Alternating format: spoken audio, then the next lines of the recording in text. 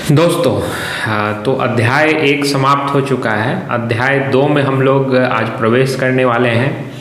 तो अध्याय 2 शुरू करने से पहले मैं आपको थोड़ा सा ब्रीफ कर दूं कि अध्याय 1 में हमने देखा कि अर्जुन कहते हैं कि मेरे रथ को दोनों के बीच, दोनों सेनाओं के बीच में स्थापित किया जाए, ऐसा वो भगवान श्री कृष्ण से कहते हैं। और भगवान श्री कृष्ण उनकी बात सुनकर फिर बीच में ले जाते हैं। फिर वहाँ जब वो देखते हैं कि दोनों तरफ मेरे ही परिजन हैं, मेरे ही बंधु बांधव, मेरे पितामह, मेरे भाई और मित्र, ये सब लोग ही हैं। अगर किसी भी तरफ की मृत्यु होगी, युद्ध में तो मृत्यु होना तय है, लेकिन किसी भी पक्ष की मृत्यु होगी तो वो उनके ही स्वजन होंगे, उनके ही बंधु बांधव होंगे। तो ऐसी स्थिति में उनके मन में एक करुणा उत्पन्न होती है और वो बहुत ही भावुक हो जाते हैं।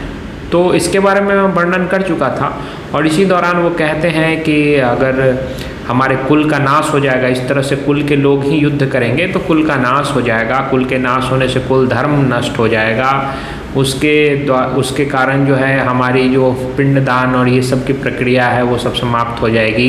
इससे हमारे पितरों को भी मुक्ति नहीं मिलेगी और नरक में वास होगा। इस प्रकार की बहुत सारी बातें वो बोलते हैं और बोलते हैं कि स्त्रियां दूषित हो जाएंगी, उससे जो है वर्ण शंकर संतानें उत्पन्न होंगी।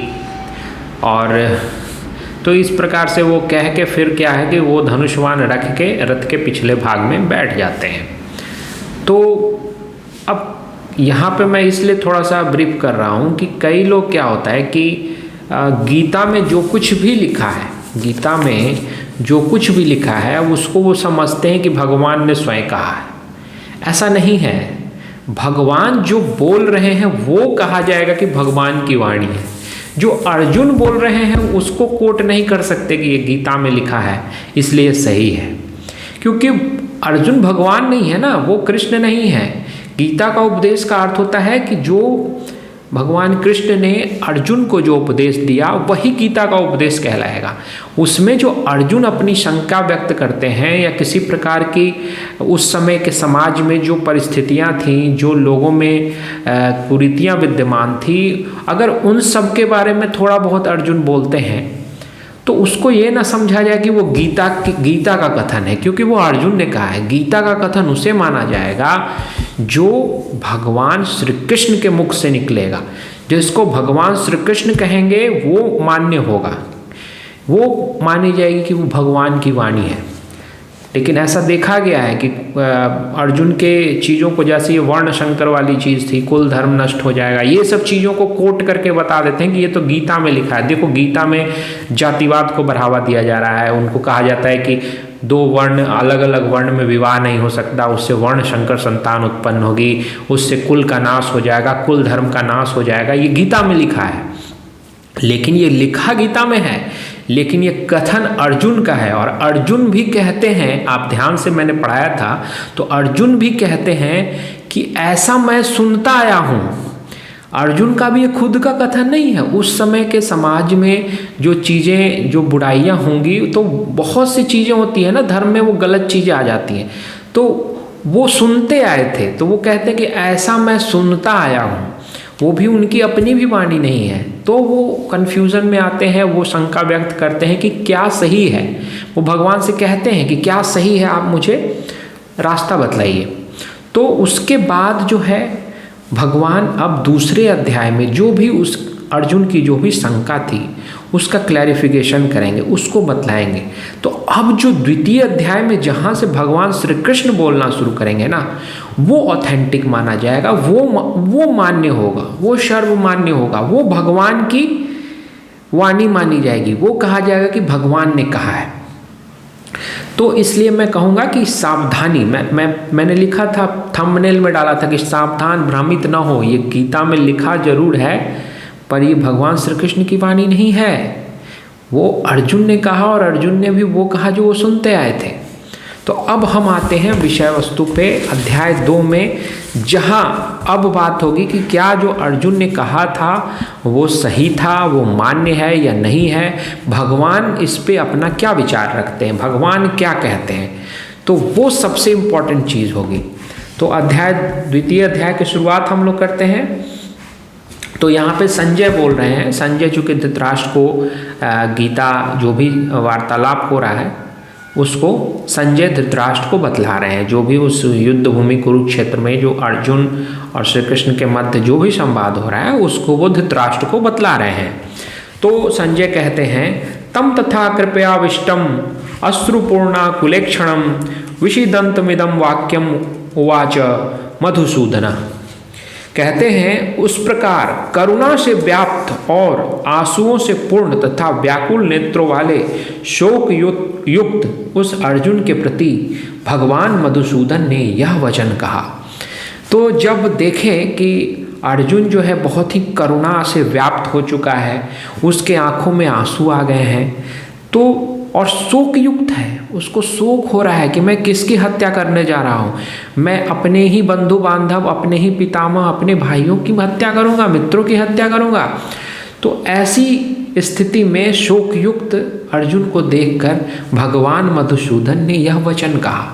तो भगवान मधुसूदन यहाँ भगवान श्री कृष्ण को कहा जा रहा है, उनको कई नामों से पुकारा गया है, तो उसी में एक नाम है मधुसूदन।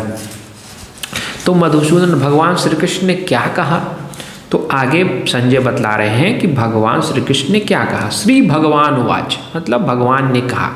भगवान ने क्या कहा, कुतस्त्वा कस्मलमिदं विषमे समुपस्थितम अनार्यजुष्टम स्वर्ग अस्वर्गम कीर्तिरकरम अर्जुना। कह रहे हे अर्जुन, तुझे इस विषमय अर्थात इस विषम परिस्थिति में या असमय परिस्थिति में इदम कश्मलम, यह कश्मलम का अर्थ बहुत सारे अर्थ होते हैं। जो संस्कृत का यह शब्द है कश्मलम, तो यहाँ जैसे गोयंदका जी ने कहा है कश्मलम का अर्थ उन्होंने मोह दिया है, लेकिन मैंने और जगह भी देखा है तो कश्मलम के कई अर्थ हैं, जैसे बेहोशी, मोह, उत्साहहीनता या पाप या गंदगी, इम्प्योरिटी, मलिनता, ये सब भी होता है इसका अर्थ। तो अब आप किस अर्थ को लेते हैं और कौन सा अर्थ इस श्लोक पे सही बैठता है उसके अनुसार से ये व्याख्या होगी। तो मैंने यह देखा कि जो अर्जुन जो बोल रहे थे वो सारी बातें को अगर ध्यान में रखा जाए तो कहीं से भी ऑथेंटिक नहीं थी, और उसकी ऑथेंटिसिटी यहीं से ख़त्म हो जाती है। जब भगवान कहते हैं उतना सब कुछ भगवान को अर्जुन ने सब कुछ सुनाया कि ये होता है, वो होता है, ये लिखा है, मैं ऐसा सुनता आया हूँ, लेकिन सबके बदले में वो एक ही श्लोक से उसकी सारी बातों को ध्वस्त कर देते हैं। वो कहते हैं कि इस असमय में तुम्हें यह कश्मलम अर्थात ये गंदगी, ये पाप, ये मलिन बात तुम्हारे दिमाग में कैसे आई, किस हेतु से प्राप्त हुआ। मतलब उसको एकदम निकृष्ट, जो अर्जुन ने कहा उसको एकदम निकृष्ट बता रहे हैं कि ये कश्मलम मतलब एकदम अगर हम आज की बात करें तो एकदम गंदी मानसिकता, ये ऐसी बात, ऐसा विचार तुम्हारे मन में आया कैसे। क्योंकि न तो यह अनार्यजुष्टम, मतलब आर्य पुरुष, जो भी आर्य और अनार्य, तो आर्य श्रेष्ठ पुरुषों को कहा जाता था कि जिनका आचरण अच्छा हो तो वो आर्य बोले जाते थे। जो उनका आचरण अच्छा होता था, जो संस्कार और चरित्र जिनका बहुत ही उच्च होता था, उनको आर्य कहते थे। तो वो कहते हैं कि अनार्यजुष्टम मतलब जो आर्य नहीं है उनके द्वारा ये आचरित है। जो आर्य लोग होते हैं, जो श्रेष्ठ मनुष्य होते हैं, वे ऐसी बात नहीं कहते। वो इतनी पापपूर्ण, इतनी इम्प्योर, इतनी गंदगी वाली बात कह ही नहीं सकते। यह तुम्हारे दिमाग में कैसे आया। और साथ ही कह रहे हैं कि यह अस्वर्गम अर्थात यह स्वर्ग को भी नहीं देने वाला है। जो तुम बात कर रहे हो इससे तो तुमको कभी स्वर्ग नहीं मिलेगा। न स्वर्ग को देने वाला है और न ही अकीर्तिकरम, और न ही कीर्ति को करने वाला है। इससे ना तो तुमको कीर्ति मिलने वाली है, ना तो स्वर्ग मिलने वाला है, और न ही आर्य पुरुषों द्वारा ऐसा आचरित है। जो तुम बोल रहे हो ये आर्य पुरुष ऐसा नहीं कहते, और ये गंदी बात, ये पापपूर्ण बात, ये मलिन बात, और इसको कुछ लोग मोह कहते हैं, तो ये तुम्हारे अंदर कैसे आया? तो आप समझ लीजिए कि अर्जुन जो भी कह रहा था इससे पहले, अर्जुन के मन में जो भी बात आ रही थी, उसको अर्जुन की इस बात को भगवान श्री कृष्ण एकदम निकृष्ट कोटि का बतलाते हैं कि एकदम निकृष्ट कोटि की बात तुमने की है। ये आर्य पुरुषों द्वारा आचरित नहीं है, अनार्य जुष्टम है। जो आर्य हैं वो कभी भी इस तरह का आचरण नहीं करते हैं जो तुम कह रहे हो, और तुम्हारी सोच जो है वो कसमलम है, मतलब तुम्हारी सोच अत्यंत मलिन है, पापपूर्ण है। ठीक है, इस प्रकार की सोच, हालांकि ये सोच अर्जुन की भी नहीं है। अर्जुन ने तो पहले ही क्लियर कर दिया था कि मैं ऐसा सुनता आया हूँ। तो वही कह रहे हैं कि ऐसा जो तुम सुनता आए हो, इस प्रकार की चीज़ें तुम कहाँ से ला रहे हो, क्यों बोल रहे हो? क्योंकि यह ना तो आर्यों द्वारा आचरित है, न ही स्वर्ग को देने वाला है, और न ही इससे कीर्ति मिलती है। आगे कहते हैं, क्लैब्यम माँ अस्मः गमः पार्थ नैतत्व युपद्यते क्षुद्रम हृदय दौर्बल्यम त्यक्तो वो उत्तिष्ठत परंतप। कहते हैं, हे पार्थ, हे अर्जुन, क्लैब्यम अर्थात नपुंसकता, हे अर्जुन नपुंसकता को मत प्राप्त हो, तुझमें यह उचित नहीं जान पड़ती। हे परंतप, हृदय की तुच्छ दुर्बलता को त्याग कर युद्ध के लिए खड़ा हो जा। तो अब कह रहे हैं कि तुम जितनी बातें बोल रहे थे वो सब तो बेकार थी ही। अब वो आगे कह रहे हैं कि तुम नपुंसकता को प्राप्त हो रहे हो। तुम इस तरह से अगर युद्ध नहीं करोगे तो तुम्हें लोग क्या समझेंगे? ये तो क्षत्रिय का धर्म है युद्ध करना, और तुम नपुंसक की भांति व्यवहार कर रहे हो, और तुममें यह उचित नहीं जान पड़ता, तुमको ये तुम पे सूट नहीं करता, क्योंकि तुम क्षत्रिय हो, तुम्हारा धर्म है युद्ध करना, न्याय युद्ध करना नहीं, धर्म के पक्ष में युद्ध करना, ये क्षत्रिय का धर्म होता है। तो तुम्हारा जो धर्म है तुम उसको नहीं करोगे तो यह तुम्हारे लिए किसी भी तरह से उचित नहीं है। तो वो कहते हैं कि ये जो तुच्छ दुर्बलता जो तुम्हारे हृदय में आ रही है, इसको त्याग कर युद्ध के लिए खड़े हो जाओ। तो इस प्रकार से उसकी शंका, उसकी जो भी जितना मतलब पिछले अध्याय में आप देखेंगे तो काफ़ी लंबी बातचीत की, ये हो जाता है, वो हो जाता है, मैं कैसे करूं, मेरे कुल का नाश हो जाएगा और मेरे कुल धर्म का नाश हो जाएगा। सब सारी शंकाओं को मात्र एक श्लोक में भगवान ध्वस्त कर देते हैं। कहते हैं कि तुम जो ये सोच रहे हो बहुत ही निकृष्ट सोच है, ये बहुत ही बेकार सोच है, और ये जो तुम्हारी जो सोच है ना, ये निकृष्ट तो है ही, साथ ही जो तुम्हारा आचरण है ये नपुंसकता वाला आचरण है, और तुम्हारे लिए उचित नहीं है, क्योंकि तुम धर्म के पथ पे चल रहे हो। और अगर तुम धर्म के लिए युद्ध नहीं करोगे, धर्म का अर्थ यहाँ है कर्तव्य, धर्म का अर्थ है जो धारण करता है, जो धर्म वही है जो इस पूरे ब्रह्मांड को धारण कर रखा है, वही धर्म है। तो सत्य के मार्ग पे चलना, धर्म के पक्ष पे युद्ध करना, ये क्षत्रिय का कर्तव्य है। अगर तुम इससे च्युत होते हो तो तुम नपुंसक कहलाओगे, इसलिए तुम हृदय की दुर्बलता को त्याग कर युद्ध के लिए खड़े हो जाओ, ऐसा भगवान श्री कृष्ण ने कहा। लेकिन इतना कहने भर से अर्जुन की शंका दूर नहीं होती है। अर्जुन आगे फिर कहते हैं, अर्जुन उवाच कथम भीष्ममहं संख्ये द्रोणं च मधुसूदन इषुभि प्रति योत्स्यामि पूजार्हावरी सूदन। कह रहे हैं, हे मधुसूदन, मैं रणभूमि में किस प्रकार वानों से भीष्म पितामह और द्रोणाचार्य के विरुद्ध लड़ूंगा, क्योंकि हे अरिसूदन वे दोनों ही पूजनीय हैं। अब जब उसकी वो कुल नाश और कुल धर्म ये सब जब बातें समाप्त हो गई, जब वो सारी बातों को उन्होंने कह दिया कि ये आर्यों द्वारा तो ये नहीं किया जाता, जो आर्य नहीं होंगे वही ऐसा कह सकते हैं, ऐसा सोच सकते हैं और इस प्रकार का आचरण कर सकते हैं, आर्य तो करते नहीं हैं।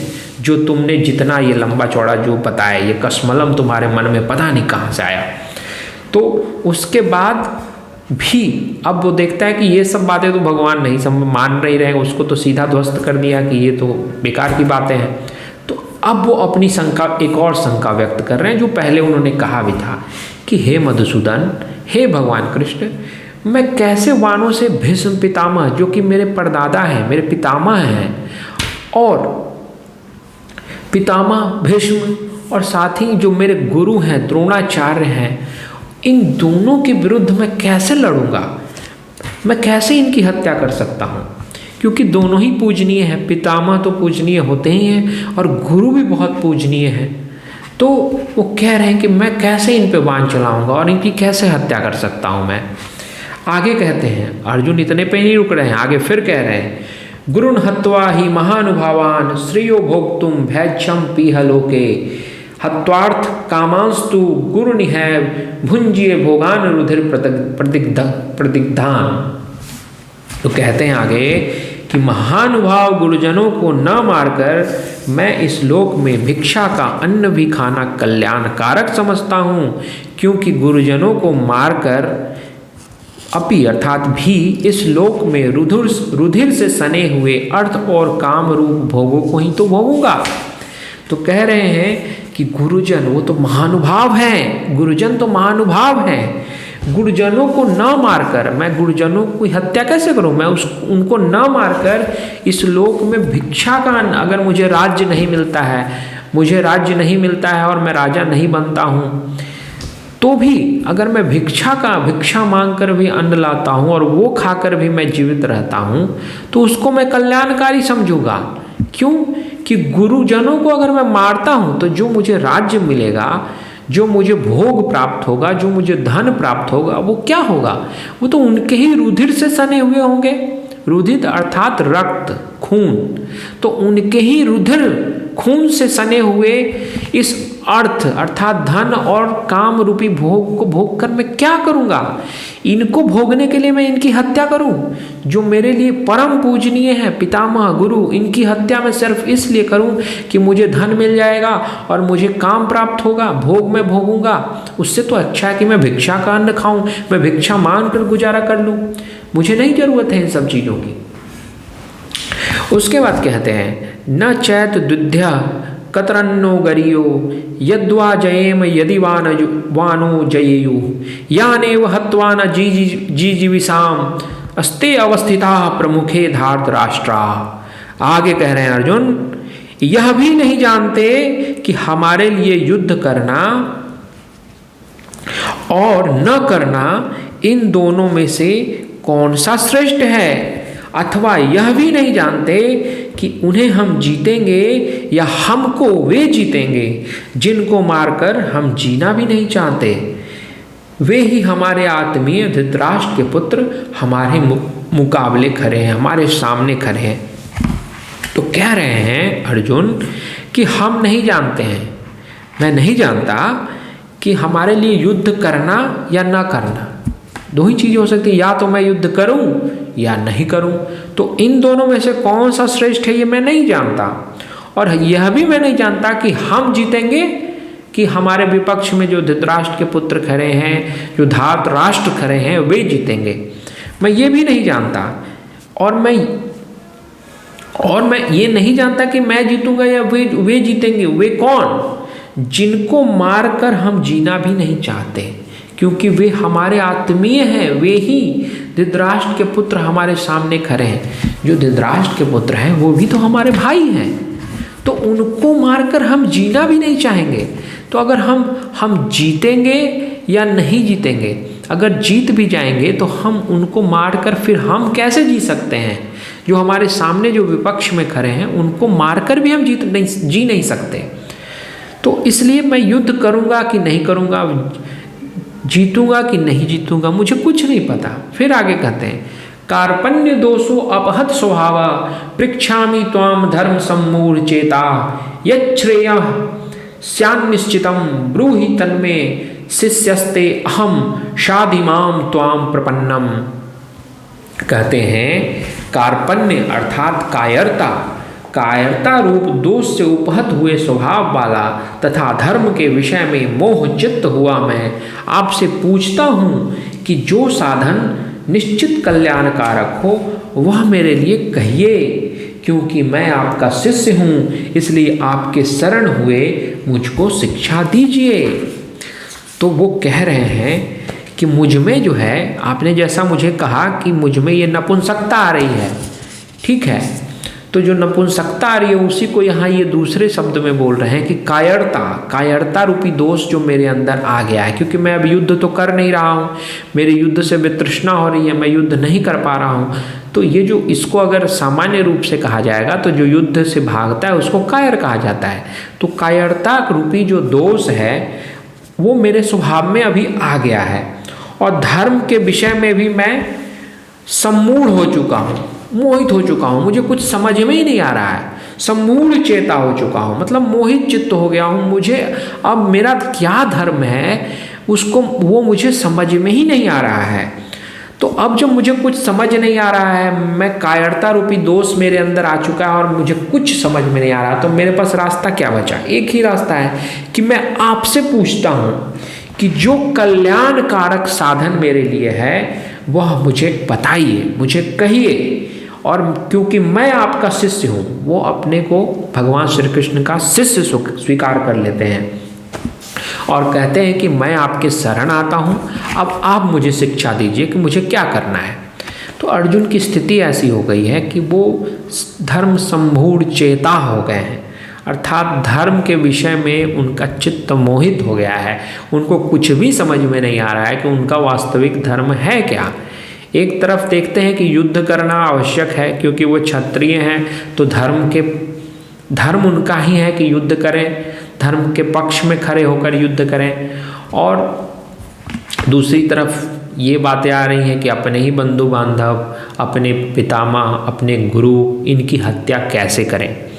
तो ये दोनों चीज़ों में वो कंफ्यूज हो रहे हैं, इसीलिए वो कह रहे हैं धर्म सम्मूढ़ चेता, अर्थात मैं धर्म के विषय में मैं मूढ़ हो गया हूँ, मैं मोहित चित्त हो गया हूँ, मुझे कुछ भी समझ में नहीं आ रहा है। तो अब उनके पास एक ही है, वो सरेंडर कर देते हैं भगवान को। वो कहते हैं कि मैं आपका शिष्य हूँ और आप जो मेरे लिए कल्याणकारी है वो शिक्षा मुझे दीजिए। नहीं प्रपश्यामि ममाप अनुद्याद यच्छोक मुच्छोस्निम इंद्रियाणाम अवाप्य भूमावस पत्नमृद्धम राज्यम सुराणाम अपि चाधिपत्यम। कहते हैं क्योंकि भूमि में निष्कंटक धन धान्य संपन्न राज्य को और देवताओं के स्वामी पने को प्राप्त होकर भी मैं उस उपाय को नहीं देखता हूँ जो मेरी इंद्रियों के सुखाने वाले शोक को दूर कर सके। तो कहते हैं कि अगर मैं युद्ध में विजयी हो जाता हूँ तो इस पूरी भूमि में, कौरवों को हराने के बाद इस पूरी भूमि में मैं निष्कंटक राज्य करूँगा, मतलब मेरे लिए और कोई कांटा नहीं होगा। क्योंकि उस समय जो भी युद्ध भूमि में लगभग सभी राजा थे, कोई पक्ष में थे कोई विपक्ष में थे। अगर उस युद्ध में अगर वो विजयी हो जाते तो वो निष्कंटक हो जाते, फिर उनका कोई भी विरोध करने वाला नहीं बचता। साथ ही धन धान्य से संपन्न तो राज्य था ही, एक तरफ से इंद्रप्रस्थ और फिर हस्तिनापुर, दोनों राज्य बहुत ही धन धान्य संपन्न थे, तो वो राज्य मिलने वाला था। और ऐसा जैसे कि देवताओं के भी स्वामी हो जाएं, इस प्रकार का राज्य, इतना श्रेष्ठ और इतना समृद्ध राज्य था कि ऐसा समझ सकते हैं कि देवताओं के स्वामी पने को होकर प्राप्त होकर भी, कहते हैं कि इसके साथ अगर मान लिया जाए कि मैं देवताओं का स्वामी भी हो जाता हूँ तो भी मैं उस उपाय को नहीं देखता जिससे मुझे इंद्रियों को सुखाने वाले शोक को दूर कर सके। तो अर्जुन को इतना शोक हो रहा है कि ऐसा लग रहा है जैसे उसकी इंद्रियां सूख रही हैं, शोक से जो है उच्छोषणम सूख रहा है। मतलब उनका, आप वो बता रहे थे मेरी त्वचा जल रही है, मेरे हाथ से गांडीव गिर रहा है, मुझे कुछ समझ नहीं आ रहा है, मेरा शरीर जल रहा है। तो ये जो बातें वो कह रहे थे, तो वो कह रहे हैं कि मेरी इंद्रियां जो हैं इस प्रकार के शोक से जो है सूख रही हैं, और इस शोक को मिटाने वाला, इनको सुखाने वाला जो शोक है मेरा, उस शोक को दूर ना तो ये राज्य कर पाएगा जो मुझे विजय में प्राप्त होगा, निष्कंटक राज्य जो धन धान्य सबसे संपन्न है, और नहीं मुझे देवताओं का भी मैं स्वामी बन जाऊंगा, फिर भी मैं नहीं देखता, मुझे कोई उपाय नहीं दिखता जिससे मुझे समझ में आए कि मेरे जो इंद्रियों को ये जो शोक सुखा रहा है वो शोक दूर हो जाए। तो वो शोक मुझसे दूर नहीं हो रहा, मैं ऐसा कोई उपाय नहीं देखता। इसलिए वो फिर से कह रहे हैं कि मैं आपकी शरण में हूँ। तो अब आज हम यहीं विराम देते हैं और आगे फिर भगवान क्या कहते हैं अर्जुन को और कैसे उनको इस शोक से बाहर निकालते हैं, ये हम लोग अगले भाग में देखेंगे। तो अभी तक हम जो है द्वितीय अध्याय में 8वें श्लोक तक पहुंच चुके हैं। ठीक है, 9वें श्लोक से हम लोग अगले पार्ट में करेंगे। तो हमारे साथ जुड़े रहिए, हमारे चैनल को सब्सक्राइब कीजिए ताकि मेरी वीडियो आप तक पहुंच सके, और नोटिफिकेशन के बेल आइकन को भी आप प्रेस कर दें ताकि जब भी मैं वीडियो अपलोड करूं, जैसे अभी मैं शनिवार और रविवार को नहीं अपलोड कर पाया, तो अगर आप बार बार देखेंगे तो आपका समय जाता है। तो मैं चाहता हूँ आप नोटिफिकेशन बेल आइकन को प्रेस कर दें ताकि जैसे ही मैं वीडियो अपलोड करूँ सूचना आप तक पहुँच जाए और आप फिर मेरे वीडियो को आराम से देख सकें। धन्यवाद, आज के लिए इतना ही। नमस्कार।